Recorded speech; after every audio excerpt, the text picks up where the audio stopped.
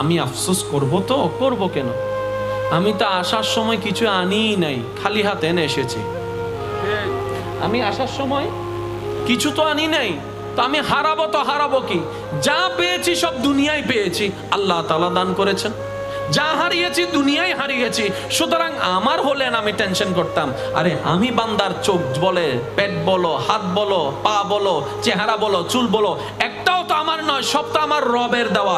যেখানে আমি নিজেই আমার নই, এই দুনিয়াতে আমার বলতে আসলে কিছুই নাই, হারানোরও কোনো টেনশন নাই। বলেন সুবহানাল্লাহ। বান্দা যখন নিজের মনের ইচ্ছা দিয়ে রবের উপর ভরসা করে কাজ করতে থাকে, ওই কঠিন কাজও সহজ হয়ে যায়। বলেন সুবহানাল্লাহ। একজন মানুষ সর্বদা আল্লাহর উপর ভরসা রাখতো। সে বলতো, আমার কেউ নাই, কিন্তু আমার রব আছে। সুবহানাল্লাহ। জীবনের পরিক্রমায় একটা বিপদে পড়ে একজনের